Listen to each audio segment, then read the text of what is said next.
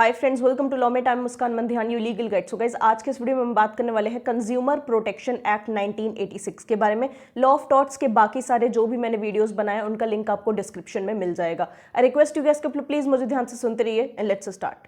Consumer protection act, इसको सुनते ही आपको क्या समझ में आ रहा है कि जो कंज्यूमर के राइट्स हैं उनको प्रोटेक्ट करने के लिए, कंज्यूमर्स को प्रोटेक्ट करने के लिए ये एक्ट आया है। इस एक्ट के आने के पहले एज सच कोई भी रेमेडी या एक तरीके से कोई सॉल्यूशन अवेलेबल नहीं था कंज्यूमर्स के पास। ठीक है, सिर्फ एक ही सॉल्यूशन अवेलेबल था लॉ ऑफ टॉर्ट्स के अंदर कि वो डैमेजेस का सूट फाइल करें। जिस भी शॉपकीपर ने उनको चीट किया है, उनको गलत सामान बेचा है, उसके अगेंस्ट वो लॉ ऑफ टॉर्ट्स में केस फाइल करें और डैमेजेस रिकवर करें। इसके सिवा कोई भी सॉल्यूशन अवेलेबल नहीं था। अब किस लिए, क्या ऑब्जेक्टिव है एक तरीके से कंज्यूमर प्रोटेक्शन एक्ट का? पहला कि जो कंज्यूमर के राइट्स हैं उनको प्रोटेक्ट करना, जिनको कि हम आगे डिस्कस करेंगे।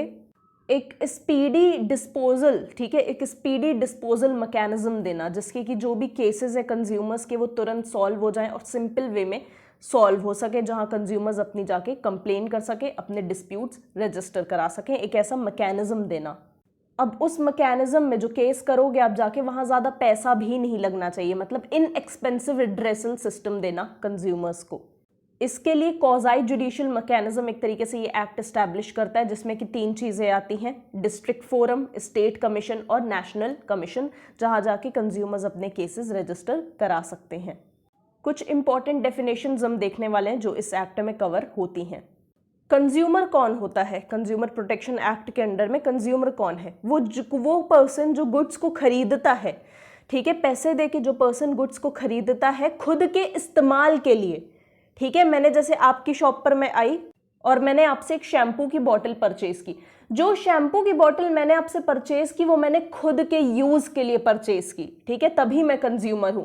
अगर उस शैम्पू की बोतल को आगे ले जाकर मैं बेच दे रही हूं थोड़े ज्यादा दाम पर, तो मैं कंज्यूमर नहीं कहलाऊंगी। किसी भी कमर्शियल पर्पस के लिए या रीसेल के लिए गुड्स को जो पर्सन खरीद रहा है वो कंज्यूमर नहीं कहलाएगा। ये चीज याद रखिएगा। खुद के कंज्यूम करने के लिए, खुद को यूज करने के लिए जो प्रोडक्ट खरीदा जा रहा है वो पर्सन कंज्यूमर कहलाएगा। इसी तरीके से सर्विसेज के केस में भी होता है। अगर मैं कोई सर्विस हायर कर रही हूँ आपसे या कोई सर्विस खरीद रही हूँ, अवेल कर रही हूँ, तो मैं खुद के यूज के लिए कर रही हूँ, खुद के लिए कंज्यूम करने के लिए कर रही हूँ। अगर मैं उस सर्विस को आगे जाके रीसेल कर दे रही हूँ तो मैं कंज्यूमर नहीं कहलाऊंगी। तो जो पर्सन आगे सेल करने के लिए, रीसेल करने के लिए यहाँ से अगर कुछ गुड्स खरीद रहा है, कोई सर्विस खरीद रहा है, तो वो कंज्यूमर नहीं कहलाएगा इस एक्ट के अंडर में। दस वो पर्सन इस एक्ट के अंडर में कंप्लेन नहीं कर सकता है। ठीक है, कोई भी पर्सन जो आगे रीसेल करने के लिए गुड्स खरीद रहा है, सर्विस खरीद रहा है, वो कंज्यूमर नहीं कहलाएगा। तो वो पर्सन इस एक्ट के अंडर में कंप्लेन भी नहीं कर सकता है। अगर उसके साथ कुछ गलत हुआ तो इस एक्ट के अंडर में कंप्लेन नहीं कर पाएगा। क्यों? क्योंकि वो कंज्यूमर था ही नहीं। जो भी पर्सन पैसा देके एक सर्विस को अवेल कर रहा है, हायर कर रहा है, वो कंज्यूमर कहलाएगा। सर्विसेज में कुछ भी हो सकती है, banking, financing, insurance, transport etcetera. ठीक है, लेकिन इसमें कौन सी चीजें इंक्लूड नहीं है? ठीक है, but does not include the rendering of any service free of charge. अगर आप सर्विस फ्री में देते हो तो वो इस चीज में इंक्लूड नहीं किया जाएगा, या कॉन्ट्रैक्ट ऑफ पर्सनल सर्विस इस चीज में इंक्लूड नहीं किया जाएगा।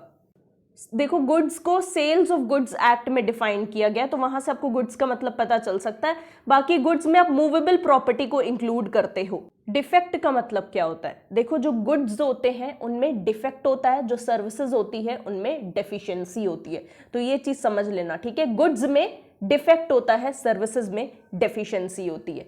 ठीक है, तो किसी गुड्स में, किसी पर्टिकुलर गुड में डिफेक्ट है, जो आपने खरीदा शॉपकीपर से, उसमें कुछ डिफेक्ट है, तो डिफेक्ट का मतलब होता है फॉल्ट, इम्परफेक्शन और शॉर्टकमिंग। ठीक है, फॉल्ट, इम्परफेक्शन और शॉर्टकमिंग इन द क्वालिटी, या तो उसकी क्वालिटी में ये प्रॉब्लम्स है गुड की, या उसकी क्वांटिटी में ये प्रॉब्लम्स है, या उसकी प्योरिटी या उसकी स्टैंडर्ड में ये प्रॉब्लम्स आपको देखने को मिल रही हैं। और इस क्वालिटी को मेंटेन करना, स्टैंडर्ड और प्योरिटी को मेंटेन करना लॉ का काम था, या जिसने आपको गुड्स बेचे, जिस ट्रेडर ने आपको गुड्स बेचे, उसकी ये ड्यूटी थी कि वो गुड्स अच्छी कंडीशन में होने चाहिए, जो कि आपको वैसे नहीं मिले। Next is deficiency. डेफिशिएंसी का भी मतलब लगभग वही है, फॉल्ट, इम्परफेक्शन और शॉर्टकमिंग। ठीक है, फॉल्ट, इम्परफेक्शन, शॉर्टकमिंग या इनएडिक्वेसी। किस चीज में ये सारी चीजें आपको देखने को मिलेंगी? Quality, nature and manner of performance. जो भी सर्विस आपने ली, ठीक है, कुछ आपने कैब ड्राइवर को एक बुलाया, अपने कैब एक बुक की, ठीक है, तो आपने एक सर्विस अवेल की, तो अब इस सर्विस में फॉल्ट है, इम्परफेक्शन है, ठीक है, उसकी क्वालिटी अच्छी नहीं है, मैनर ऑफ परफॉर्मेंस अच्छा नहीं है, उस कैब ड्राइवर ने आपके साथ बदतमीजी की, तो यहाँ पे आपको एक डिफिशियंसी देखने को मिल रही है उस सर्विस में। जिस भी पर्सन ने आपको इस सर्विस बेची या दी, उसकी ड्यूटी थी कि इस सर्विस को अच्छे से मेंटेन करना, जो कि वो नहीं कर पाया। अनफेयर ट्रेड प्रैक्टिसेस, किसी भी गुड को बेचने के लिए, किसी भी सामान को एक तरीके से बेचने के लिए कुछ गलत मेथड्स का यूज करना एक अनफेयर ट्रेड प्रैक्टिस कहलाएगा। फॉर एग्जाम्पल मिसलीडिंग स्टेटमेंट्स बोलना, ठीक है, जो गुड की क्वालिटी है, जो पर्टिकुलर प्रोडक्ट की क्वालिटी है वो अच्छी नहीं है, फिर भी आपको इस तरीके से दिखाया जा रहा है कि ये प्रोडक्ट ऐसा है, ये ऐसा, इसकी क्वालिटी क्वांटिटी ऐसी है, कॉम्पोजिशन ऐसा है, आयुर्वेदिक है, ये है वो है, और है पूरा पूरा झोल उसमें, राइट, वो चीज़ सही है ही नहीं, तो ये अनफेयर ट्रेड प्रैक्टिस में आएगा। किसी सेकेंड हैंड प्रोडक्ट को बिल्कुल नया प्रोडक्ट, ठीक है, बिल्कुल अच्छा प्रोडक्ट करके दिखाना भी अनफेयर ट्रेड प्रैक्टिस में कवर होता है। फिर आता है रेस्ट्रिक्टिव ट्रेड प्रैक्टिसेस, किसी प्रोडक्ट का प्राइस मार्केट में बढ़ जाना, ठीक है, या अचानक से गिर जाना, या जो कंडीशंस है डिलीवरी की, एक ने आपको जो प्रोडक्ट आपको बेचने वाला था उसने कुछ कंडीशंस रखी डिलीवरी पर, ठीक है, या जो प्रोडक्ट की सप्लाई थी उसको मैनिपुलेट कर देना।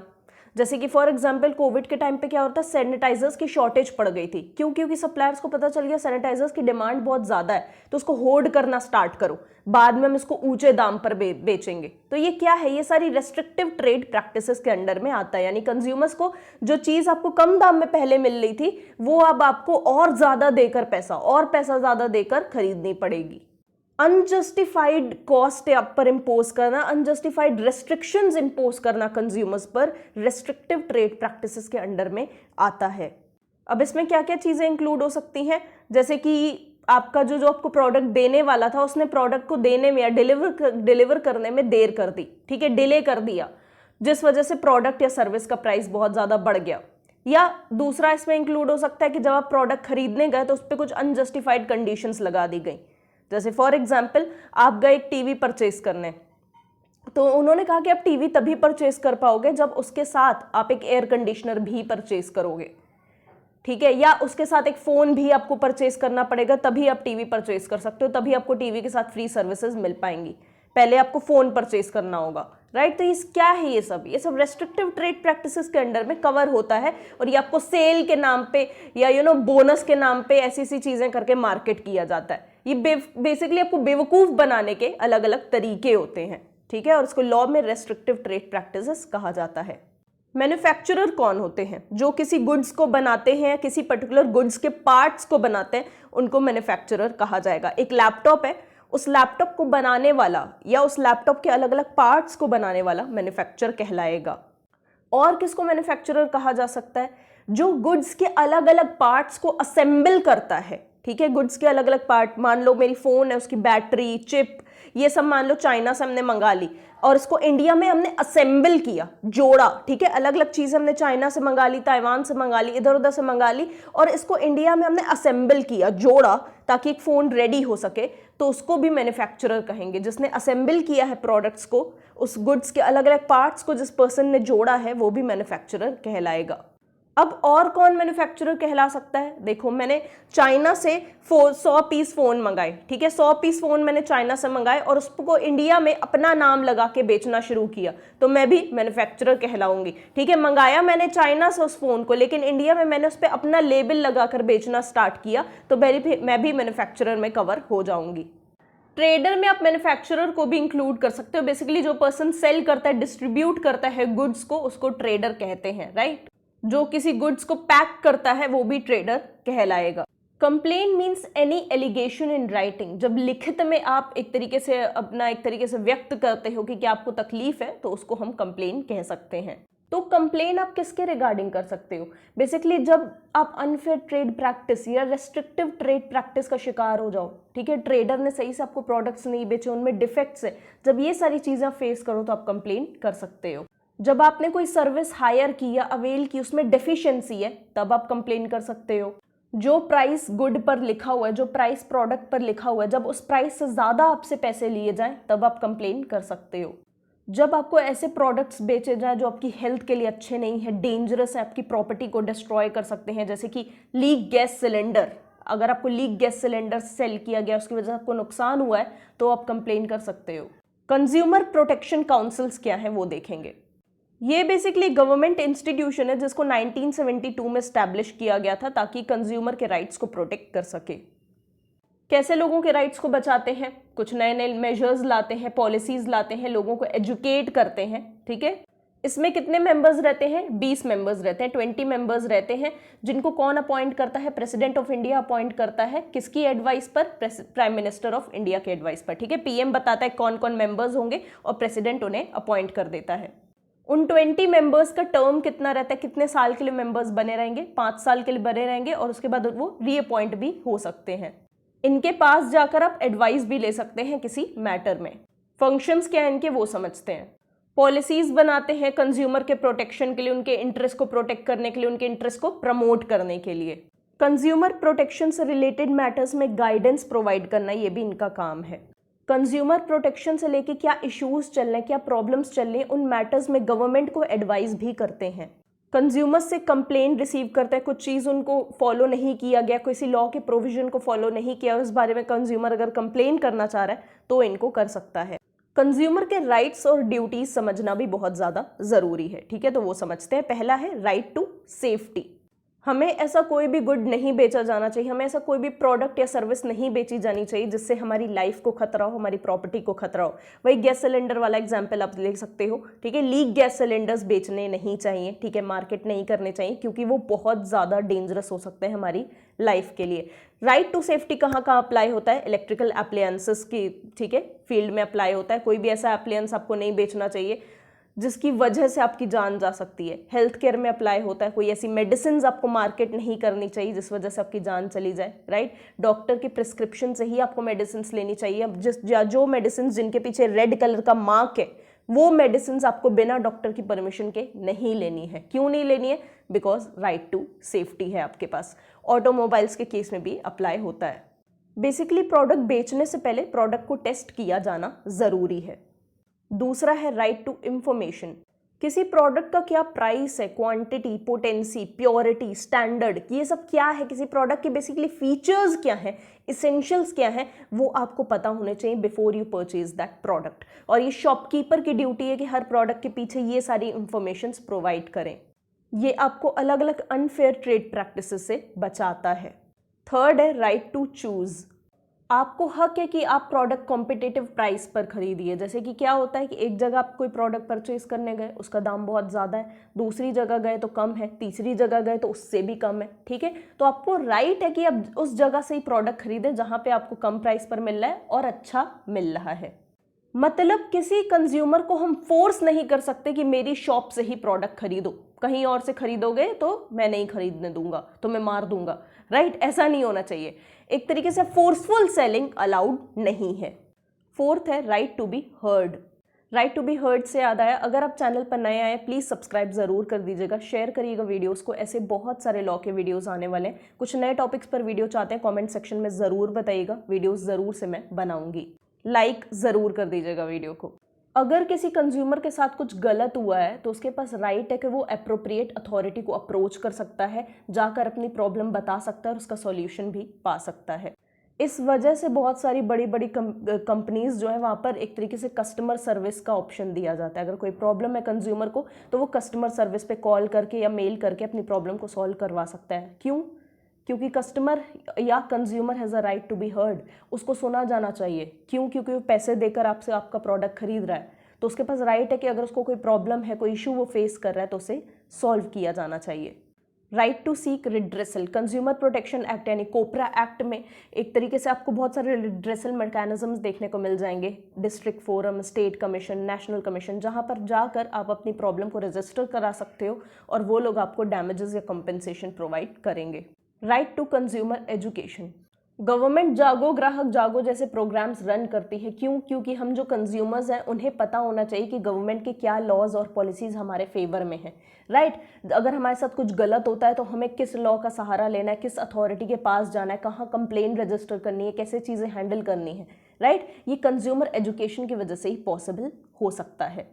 अब राइट्स मिले हैं कंज्यूमर को, तो कुछ कंज्यूमर्स की ड्यूटीज भी हैं, ठीक है? राइट्स हैं आपके पास तो कुछ ड्यूटीज भी हैं, जैसे कि अगर कोई आप प्रोडक्ट खरीद रहे हो तो उसका प्राइस आपको देना होगा, ड्यूटी टू पे, ठीक है? अगर कोई प्रोडक्ट आप खरीद रहे हो तो उसका वेट क्या है, बैलेंस क्या है, क्या प्राइस है, आपने इंग्रेडिएंट्स और लेबल्स पढ़े या नहीं पढ़े, ये भी आपकी ड्यूटी होती है। एक जागरूक कंज्यूमर आपको बनना है, एक जागरूक ग्राहक आपको बनना है। जो भी नई कंज्यूमर प्रोटेक्शन को लेके स्कीम्स चल रही है उनके बारे में आपको खुद को अपडेट रखना है, ठीक है? कोई भी मिसलीडिंग एडवर्टीजमेंट से, मिस इन्फॉर्मेशन आपको प्रोवाइड की जा रही है उससे आपको बचना है, ये भी आपकी ड्यूटी है, ठीक है? ब्लैक मार्केट से कोई प्रोडक्ट आपको नहीं खरीदना है, स्पेशली गैस सिलेंडर्स आप देखते होंगे ब्लैक मार्केट में बिकते हैं बहुत ज़्यादा, ठीक है? वो चीज़ें आपको नहीं करनी है। खुद भी गलत प्रैक्टिसेस में आपको नहीं फंसना है। जब खुद गलत प्रैक्टिसेस में आप नहीं फंसेंगे तो जाहिर सी बात है आप थोड़े सेफ रहेंगे। अगर कुछ गलत होता है आपके साथ तो आपकी ड्यूटी है कि आप उसके खिलाफ कंप्लेन फाइल करें। ये राइट ही नहीं है आपका सिर्फ, ये आपकी ड्यूटी भी है कि अगर आपके साथ कुछ गलत हो रहा है तो उसके खिलाफ आप आवाज़ उठाएं और कंप्लेन करें, ठीक है? और जब भी आप कोई प्रोडक्ट खरीदें तो उसका बिल ज़रूर मांगे, राइट? ये चीज़ मैं पर्सनली भी फॉलो करती हूँ। अब जो कंज्यूमर प्रोटेक्शन एक्ट है वो हमें 3 टियर रिड्रेसल मैकेनिज्म देता है, जहां पर जाकर हम अपनी कंप्लेंट रजिस्टर करा सकते हैं। 3 लेवल्स पर कंप्लेंट रजिस्टर होती हैं। इसको आप क्वाज़ी जुडिशियल मैकेनिज्म भी कह सकते हो, क्वाज़ी जुडिशियल मशीनरी भी कह सकते हो। पहला है डिस्ट्रिक्ट फोरम। अगर आपकी कंप्लेन, ठीक है, अगर आपको अप टू 20 लाख रुपए तक का नुकसान हुआ है, ठीक है, अप टू 20 लाख रुपीस तक का अगर आपने नुकसान झेला है तो आप डिस्ट्रिक्ट फोरम में जाओगे, ठीक है? ये इसका पेक्यूनरी ज्यूरिसडिक्शन कहलाएगा। जिस भी पर्सन को 20 लाख रुपए तक का नुकसान हुआ है वो डिस्ट्रिक्ट फोरम में कंप्लेन रजिस्टर करा सकता है। कॉम्पोजिशन इस फोरम का क्या है, कौन कौन लोग इसमें आपको देखने को मिलेंगे? पहले मिलेंगे प्रेसिडेंट।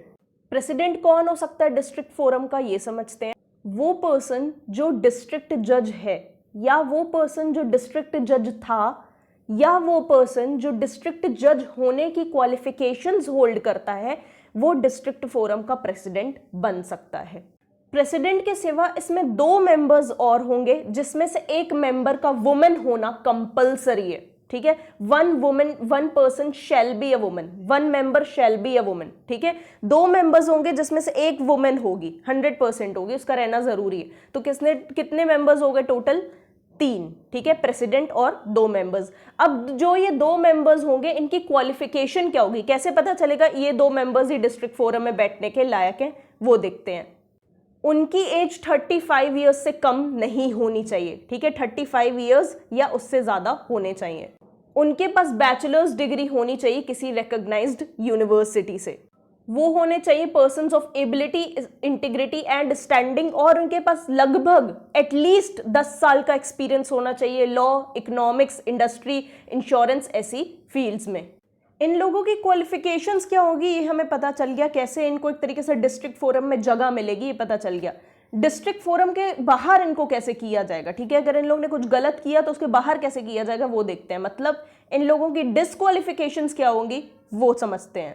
अगर किसी पर्सन ने, प्रेसिडेंट ने या उन 2 मेंबर्स ने कोई ऐसा ऑफेंस किया है जिसमें मोरल टर्पिट्यूड इन्वॉल्व था तो इनको डिस्क्वालीफाई कर दिया जाएगा डिस्ट्रिक्ट फोरम से। मोरल टर्पिट्यूड का मतलब है एक अनएथिकल बिहेवियर, ठीक है? एक अनएथिकल बिहेवियर कमिट करना, कोई ऐसा ऑफेंस जहाँ पे अनएथिकल बिहेवियर इन्वॉल्व था तो इनको वहां से निकाल दिया जाएगा। वो पर्सन जो कि एक अनडिस्चार्ज्ड इंसॉल्वेंट है वो डिस्ट्रिक्ट फोरम में नहीं बैठ सकता है। अनडिस्चार्ज्ड इंसॉल्वेंट का मतलब क्या होता है? इंसॉल्वेंट का मतलब क्या होता है? इंसॉल्वेंट का मतलब होता है जिस पर्सन ने अभी तक अपनी उधारी नहीं चुकाई है, ठीक है? उसने अभी तक अपनी डेट नहीं पे की है और उस पर केस चल रहा है। अगर जिस पर्सन ने अपनी डेट नहीं पे की है उसको हम इंसॉल्वेंट कहते हैं और उस पर केस चल रहा है, यानी कि उस पर इंसॉल्वेंसी प्रोसीडिंग्स चल रही हैं, ठीक है? अगर कोर्ट ने उसको बरी कर दिया इन प्रोसीडिंग से तो हम कहेंगे वो एक डिस्चार्ज्ड इंसॉल्वेंट है, यानी कोर्ट ने उसको इंसॉल्वेंसी प्रोसीडिंग से बरी कर दिया, आजाद कर दिया। लेकिन अभी तक अगर कोर्ट ने उस पर्सन को इंसॉल्वेंसी प्रोसीडिंग से आजाद नहीं किया है, बरी नहीं किया है, तो वो कहलाएगा अनडिस्चार्ज्ड इंसॉल्वेंट, यानी अभी तक उसको कोर्ट ने इंसॉल्वेंसी प्रोसीडिंग से डिस्चार्ज नहीं किया है। थर्ड डिस्क्वालिफिकेशन है अनसाउंड माइंड। वो पर्सन जो है वो एक अनसाउंड माइंड का है। अगर वो पर्सन किसी गवर्नमेंट जॉब में था, उसको गवर्नमेंट ने डिसमिस कर दिया, या किसी बॉडी कॉर्पोरेट जिसको गवर्नमेंट कंट्रोल करती है उसे रिमूव कर दिया गया उसमें से, या डिसमिस कर दिया गया हो, तो वो डिस्ट्रिक्ट फोरम में नहीं बैठ सकता है। और कुछ बाकी डिस्क्वालिफिकेशंस जो गवर्नमेंट टाइम टू टाइम देगी, वो डिस्क्वालिफिकेशंस इस पर्सन के अंदर में नहीं होनी चाहिए, या गवर्नमेंट के ओपिनियन से उस पर्सन को डिस्ट्रिक्ट फोरम में बैठना ही नहीं चाहिए। ये भी एक तरह का डिस्क्वालिफिकेशन माना जाएगा। मान लो गवर्नमेंट को ऐसा लगता है कि अगर इस पर्सन को हमने प्रेसिडेंट बना दिया डिस्ट्रिक्ट फोरम का तो हमें फाइनेंशियल लॉसेस हो सकते हैं, ठीक है, कुछ भी ऐसा जो लगे गवर्नमेंट को कि इंटरेस्ट में नहीं है पब्लिक के, उस वजह से एक पर्सन को डिस्ट्रिक्ट फोरम में बैठने नहीं दिया जाएगा और वो उसकी डिस्क्वालिफिकेशन बन जाएगी। डिस्ट्रिक्ट फोरम के सभी मेंबर्स को स्टेट गवर्नमेंट अपॉइंट करती है on the recommendation of selection committee. Selection committee के लोग चूज करेंगे उन मेंबर्स को जिनको डिस्ट्रिक्ट फोरम में बैठना है। जब स्टेट गवर्नमेंट को वो मेंबर्स सही लगेंगे तो वो उनको अपॉइंट कर देगी डिस्ट्रिक्ट फोरम में। डिस्ट्रिक्ट फोरम में जो लोग बैठेंगे वो 5 साल तक के लिए बैठ सकते हैं वहां पर, या जब तक वो 65 ईयर्स के नहीं हो जाते तब तक वो वहां पर बैठ सकते हैं। रीअपॉइंटमेंट हो सकता है इन लोगों का। और अगर इन लोग को रिजाइन करना है तो किसको एड्रेस करेंगे अपना रेजिग्नेशन? स्टेट गवर्नमेंट को एड्रेस करेंगे। डिस्ट्रिक्ट फोरम में कौन लोग कंप्लेंट फाइल कर सकते हैं? कंज्यूमर, जो भी पर्सन जिसको गुड्स बेचने थे, सर्विसेज बेचनी थी, वो पर्सन यहाँ पे एक तरीके से फाइल कर सकता है कंप्लेंट, जो उनको कंज्यूम करने वाला था, ठीक है, कंज्यूमर। कोई रिकॉग्नाइज्ड कंज्यूमर एसोसिएशन भी डिस्ट्रिक्ट फोरम में कंप्लेंट डाल सकती है, ठीक है। मान लो अगर मैं उस कंज्यूमर एसोसिएशन की मेंबर नहीं हूं, फिर भी वो कंज्यूमर एसोसिएशन मेरे बिहाफ पर डिस्ट्रिक्ट फोरम में कंप्लेंट रजिस्टर कर सकती है।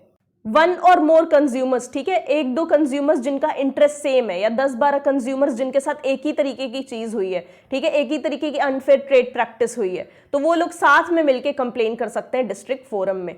सेंट्रल और स्टेट गवर्नमेंट भी डिस्ट्रिक्ट फोरम में कंप्लेन कर सकती है। डिस्ट्रिक्ट फोरम में अगर आपने कंप्लेन की तो आपको क्या रेमेडीज मिलने वाले हैं? प्रोडक्ट में अगर कोई डिफेक्ट था तो उसको रिमूव कर दिया जाएगा, गुड्स सही नहीं थे तो उसको रिप्लेस करवा दिया जाएगा, या जितना आपने प्राइस पे किया है उस गुड का वो आपको दे दिया जाएगा, या अगर आप वाकई में उस गुड की वजह से हार्म हुए, आपको इंजरी हुई, आपकी प्रॉपर्टी का नुकसान हुआ है, तो आपको एडिक्वेट कंपनसेशन मिलेगा। अब जो केसेस हम डिस्कस करने वाले हैं, इन सारे केसेस में, इन सारे पॉइंट्स में डिस्ट्रिक्ट फोरम की पावर बिल्कुल एक सिविल कोर्ट की तरह हो जाती है, ठीक है। डिस्ट्रिक्ट फोरम की पावर बिल्कुल सिविल कोर्ट की तरह हो जाती है इन सारे पॉइंट्स में। डिस्ट्रिक्ट फोरम किसी पर्सन को एज अ विटनेस कोर्ट में बुला सकता है, ठीक है, फोरम में बुला सकता है और उसकी अटेंडेंस इंश्योर कर सकता है। किसी विटनेस को ओथ दिलवाना भी डिस्ट्रिक्ट फोरम का काम है। डिस्ट्रिक्ट फोरम एविडेंस भी रिसीव कर सकता है। डिस्ट्रिक्ट फोरम ने एक ऑर्डर पास किया, अब उस ऑर्डर से आप नाखुश हैं, आपको वो ऑर्डर सही नहीं लगा, ठीक है, तो अब वो अपील, ठीक है, वो अपील जो है आप कहाँ करेंगे? स्टेट कमीशन में करेंगे, ठीक है। डिस्ट्रिक्ट फोरम के अगर आप ऑर्डर से नाखुश हैं तो 30 दिन के अंदर अंदर, ऑर्डर आने के 30 दिन के बाद अंदर अंदर आप जाएंगे स्टेट कमीशन में, ठीक है। मान लो आज पास कर दिया ऑर्डर, ठीक है, आज है मान लो 20 अप्रैल 2023, तो अब ठीक 30 दिन के अंदर अंदर आपको स्टेट कमीशन में अपील करनी होगी अगर आप डिस्ट्रिक्ट फोरम के ऑर्डर से नाखुश हैं तो। स्टेट कमीशन में कौन लोग आते हैं? भाई जिनको 20 लाख के ऊपर का नुकसान हुआ है लेकिन 1 करोड़ के नीचे है, तो वो लोग जाएंगे स्टेट कमीशन में, ठीक है। 20 लाख से 1 करोड़ के बीच का अगर आपको नुकसान हुआ है तो आप आएंगे स्टेट कमीशन में। कॉम्पोजिशन क्या स्टेट कमीशन का वो देखते हैं। इसमें पहले होंगे प्रेसिडेंट, जो पर्सन या तो जज था हाई कोर्ट का, या उसके पास क्वालिफिकेशंस हैं हाई कोर्ट का जज बनने की, ठीक है, या वो करेंटली हाई कोर्ट का जज है, तो वो प्रेसिडेंट बन सकता है स्टेट कमीशन का। सॉरी, इसमें क्वालिफिकेशंस इन्वॉल्व नहीं होंगी, मतलब या तो वो जज हो हाई कोर्ट का या वो जज था हाई कोर्ट का, तभी वो प्रेसिडेंट बन सकता है, ठीक है। मतलब या तो वो पास्ट में जज रह चुके हैं हाई कोर्ट के, या वो करेंटली सिटिंग जज हैं हाई कोर्ट में, तभी वो स्टेट कमीशन में बैठ सकते हैं, ठीक है, तभी वो प्रेसिडेंट कहलाएंगे स्टेट कमीशन के। प्रेसिडेंट के सिवा इसमें एटलीस्ट 2 मेंबर्स होने चाहिए, मतलब 2 मेंबर्स से ज्यादा भी हो सकते हैं, but at least 2 members, minimum 2 members state commission में होने चाहिए, जिसमें से एक वुमेन होगी। अब इन मेंबर्स की क्वालिफिकेशन क्या होगी? 35 ईयर्स के नीचे नहीं हो सकते हैं, 35 ईयर्स के ऊपर ही होने चाहिए। इनके पास बैचलर्स डिग्री होनी चाहिए रिकॉग्नाइज्ड यूनिवर्सिटी से। पर्सन्स ऑफ एबिलिटी, इंटीग्रिटी और स्टैंडिंग होने चाहिए। इकोनॉमिक्स, लॉ, कॉमर्स, इंडस्ट्री में कम से कम 10 साल का एक्सपीरियंस होना चाहिए और एक और बहुत इंपॉर्टेंट चीज ये होनी चाहिए कि 50% मेंबर्स, 50% मेंबर्स का बैकग्राउंड जुडिशरी से रिलेटेड होना चाहिए, लॉ से रिलेटेड होना चाहिए। डिस्क्वालिफिकेशंस बिल्कुल वही हैं जो हमने डिस्ट्रिक्ट फोरम के लिए डिस्कस की है, सेम वही डिस्क्वालिफिकेशंस है। मोरल टर्पिट्यूड का कोई ऑफेंस ना कमिट किया हो, अनडिस्चार्ज इंसॉल्वेंट हो, राइट, वही सारी चीजें, कुछ भी अलग नहीं है, ठीक है। इवन क्वालिफिकेशंस काफी हद तक सेम है, कुछ भी डिफरेंस नहीं है, बहुत कम डिफरेंस है। हाँ, जो 50% एटलीस्ट 50% मेंबर्स जुडिशियल बैकग्राउंड के होने चाहिए, वो याद रखना, वो प्लीज याद रखना, ठीक है। इन मेंबर्स को स्टेट गवर्नमेंट अपॉइंट करेगी on the recommendation of selection committee. Term of office क्या होगा, 5 साल के लिए बैठ सकते हैं ऑफिस में, या 67 ईयर्स तक की इनकी एज हो सकती है। री अपॉइंटमेंट के लिए एलिजिबल है ये लोग, और ये रेजिग्नेशन अपना एड्रेस करेंगे स्टेट गवर्नमेंट को। स्टेट कमीशन के ऑर्डर से अगर आप नाखुश हो, तो जब स्टेट कमीशन ने ऑर्डर दिया है तो 30 दिन के अंदर अंदर आप अपील कर सकते हो नेशनल कमीशन में। नेशनल कमीशन 1 करोड़ के ऊपर के डिस्प्यूट्स देखती है। जिसको 1 करोड़ के ऊपर का नुकसान हुआ है वो जाएगा नेशनल कमीशन में। कॉम्पोजिशन क्या है नेशनल कमीशन का, पहले आएंगे प्रेसिडेंट। प्रेसिडेंट कौन होगा नेशनल कमीशन का, वो पर्सन जो कि सुप्रीम कोर्ट का करेंटली जज है, या वो पर्सन जो सुप्रीम कोर्ट का जज था, वो बैठेगा नेशनल कमीशन में। नेशनल कमीशन में एटलीस्ट 4 मेंबर्स होने चाहिए, 4 मेंबर्स से ज़्यादा भी हो सकते हैं, but at least 4 members, minimum 4 members इसमें होने चाहिए, जिसमें से एक मेंबर वुमेन होगी। इन मेंबर्स की क्या क्वालिफिकेशंस होंगी, 35 ईयर्स के नीचे नहीं होने चाहिए, एटलीस्ट 35 साल इनकी उम्र होनी चाहिए, ठीक है। बैचलर्स डिग्री इनके पास होनी चाहिए रिकॉग्नाइज्ड यूनिवर्सिटी से, और persons with ability, integrity and strength होने चाहिए। एटलीस्ट 10 साल का एक्सपीरियंस होना चाहिए इंडस्ट्री, कॉमर्स, लॉ के, ठीक है, बैकग्राउंड से। और 50% मेंबर्स, एटलीस्ट 50% मेंबर्स होंगे जुडिशियल बैकग्राउंड के। ये चीज़ याद रखिएगा, ये चीज़ इसमें इंक्लूडेड है। डिस्क्वालिफिकेशन सेम है, कुछ भी डिस्कस करने जैसा नहीं है इसमें। अपॉइंट कौन करेगा इन मेंबर्स को, सेंट्रल गवर्नमेंट अपॉइंट करेगी, ठीक है, on the recommendation of selection committee. और तो और चीफ जस्टिस ऑफ इंडिया से भी कंसल्ट करना होगा अपॉइंट करने से पहले। क्यों, क्योंकि जो प्रेसिडेंट है वो या तो सुप्रीम कोर्ट का जज होना चाहिए, या तो वो सुप्रीम कोर्ट का जज था, इसीलिए चीफ जस्टिस ऑफ इंडिया से एक तरीके से कंसल्ट जरूर करना चाहिए बिफोर अपॉइंटमेंट। अगर आप नेशनल कमीशन के एक तरीके से डिसीजन से नाखुश हो, आपको सही नहीं लग रहा है इसका डिसीजन, तो जब नेशनल कमीशन अपना ऑर्डर पास करेगी तो 30 डेज के अंदर अंदर आप जा सकते हो सुप्रीम कोर्ट में अपील करने, ठीक है। सुप्रीम कोर्ट में अपील करोगे नेशनल कमीशन से। नेशनल कमीशन की क्या पावर्स हैं वो देखते हैं। इसके पास पावर है एडमिनिस्ट्रेटिव कंट्रोल की over all the state commissions, ठीक है। जितनी भी स्टेट कमीशंस हैं उनको सबको एडमिनिस्ट्रेटिवली कंट्रोल कर सकती है। एक पर्टिकुलर प्रोसीजर को फॉलो कर सकती है सारे मैटर्स को सुनने के लिए। पार्टीज को स्पीडी ग्रांट ऑफ कॉपीज दे सकती है, डॉक्यूमेंट्स भी प्रोवाइड कर सकती है। स्टेट कमीशन कैसा काम कर रही है, डिस्ट्रिक्ट फोरम कैसा काम कर रहे हैं, ये सब भी देखना नेशनल कमीशन का काम है। मेरे सभी वीडियोस के नोट्स आपको हमारे Telegram channel Law Mate your legal guide पर मिल जाएंगे, लिंक डिस्क्रिप्शन में। अपॉर्चुनिटीज़ भी मैं वहाँ पर शेयर करती हूँ, इंटर्नशिप से रिलेटेड, अर्निंग से रिलेटेड। प्लीज़ उसे ज्वाइन करके रखिए, शेयर ज़रूर कर दीजिएगा। So thank you so much for watching this video friends, and we'll meet soon in the next video. Good luck.